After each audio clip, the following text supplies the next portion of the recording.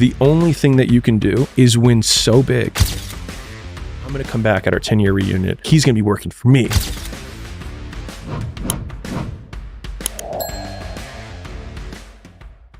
Success is the only revenge. As you expand, they shrink into irrelevance. As you get louder, no one can hear them. You don't beat them, you cast a shadow so big, no one can see them to begin with. When people copy, they copy the wrong stuff because they don't know why it worked to begin with. And when it breaks, they don't know how to fix it because they didn't build it. So don't sweat it. Copycats will always be behind. Good shit. But success is the only revenge. Yeah. It is such a lovely, there's that Want me to tell you the story behind it? damn right. Yeah. So I was 15 years old. So this was really early in my life. Still jacked. Still jacked. Always jacked. Perma-jacked. And I, this is gonna sound so lame. So I had this teacher. So I'm a freshman in high school. And I might have been 14, whatever the age is. And I'm walking through the hallway, and this teacher is like an admin of some kind, walks out of his office, and he's like, son. And I was like, I'm like, either in trouble. What am I going to do? And he's like, you work out? And I was like, no. He's like, why not? I was like, I don't know how. He's like, I'll show you. He's like, you got the genes. And so that teacher, Mr. Gibbons, ended up working out with me every day in high school and showed me how to work out. And he probably saw on some level that I was some angsty teenager that felt angry about whatever. And I, during our workout sessions, would be like, this guy said this to me, like, he, or like this, whatever. And I was like, man, I'm going to come back at our 10-year reunion. And I was like, I'm going to show him. I was like, he's going to be working for me, like blah, blah, blah, blah, right? And he's like, no, he's not. And I was like, what do you mean? I was like, let me just have my moment. Right? He's like, no, he's not. He's like, and you're not going to do that. Not if I have anything to say about it when you come back for the 10-year reunion. And I was like, what do you mean? He's like, because if you come back at a 10-year reunion and say, hey, John, like everything I have, look at me now. He's like, the guy's going to laugh and be like, you did all of this to try and prove me wrong? Man, I feel sorry for you. And when he said that, when he actually played out what my like revenge fantasy was in real life, I realized it looked stupid. Petty. Yeah. I looked like the beta in the fucking situation, Yeah. right? Yeah. And so he was like, the only thing that you can do is win so big that all of them constantly compare themselves to you. And then you'll forget they exist. And that's when he said, success is the only revenge. He's like, it's not the best revenge. He's like, it's the only one. There's no other revenge. Because everything else is petty. Everything else does show that you were thinking about these people all day long, which means they win by default. He's like, all you can do is think about your goal and winning. He's like, and when you win, that's when you become so big that they shrink into irrelevance. You cast a shadow that no one even can see them behind you. This is the nuance, I think, on the previous point when we were talking about the toxicity of that fuel long term. Yeah, you can see me light up. Yeah. Well, I think that when you think about the activation energy of using the things that you don't like, you have to be careful that you're using them and that they're not using you still.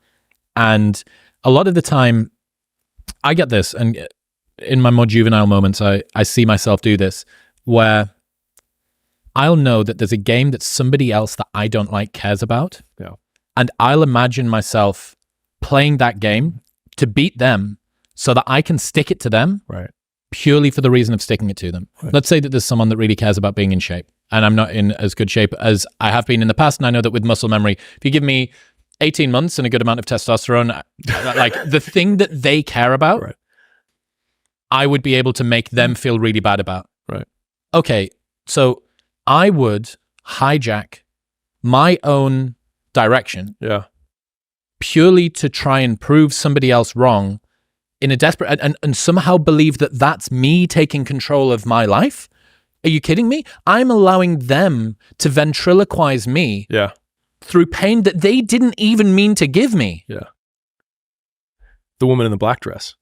The black pill equivalent? Right. No, like now it's like not even a distraction from your main goal. It's like, I'm going to make a new goal just to wrong this person and then somehow make up the story that I'm in control of my life when I'm really just acting in complete reaction to this person. And so in so doing, in beating them at their own game, they've already won by default. Yep. Because they got me to change the game I was playing. Right. Forget about who won. It's like, dude, you were over there and now you're over here.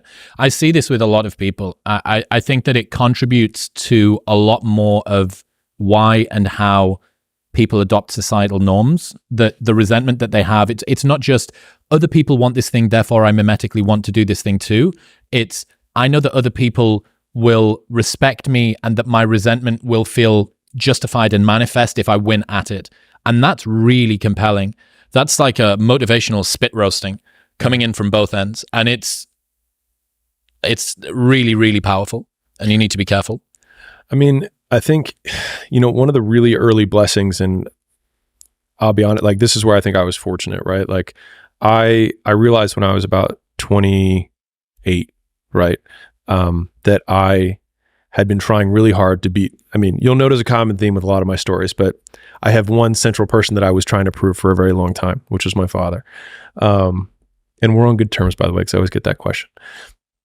But this was after I left, and he disapproved of my whole thing. And for 5 years, we didn't talk very much. And so he calls me up he says, "Hey, you're going to want to sit down for this." And I'm like, "Okay, what? Are you pregnant?" And so he says, "I'm sorry." And I was like, "For what?" And he was like, "For everything." Right now, mind you, like this is a Middle Eastern father born in Iran to a Middle Eastern father there who was even more legit. Like where my father was born, women weren't allowed to drive cars. Cars came with drivers with them when you bought them. The driver came with the car. Or like he was born in a very different world. Like fathers don't apologize to sons. It just wasn't that way.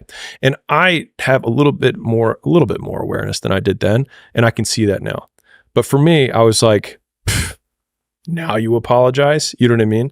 And so rather than take it for the olive branch that it was, I said, "I didn't care about your opinion 5 years ago when I left." And I was like, "And I don't care now."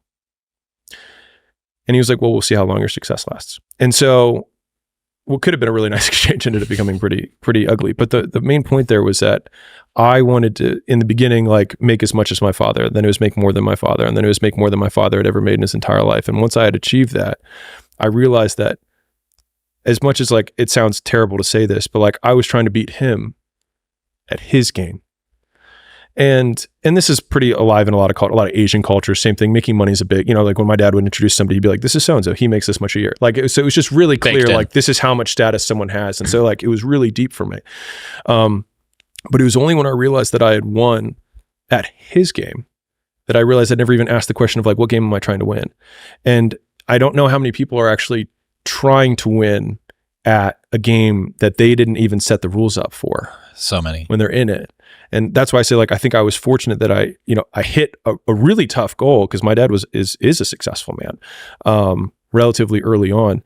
But that exchange, and then and then reflecting back and feeling terrible about myself for like saying what I said. And then I was like, I did everything that I've done to this point to beat my father, the man who actually raised me, who tried to make me the best man I can. And when I really start thinking about it, I'm like, I like who I am. He raised me. So doesn't that mean that he might have been the perfect father? And then that really messes with me.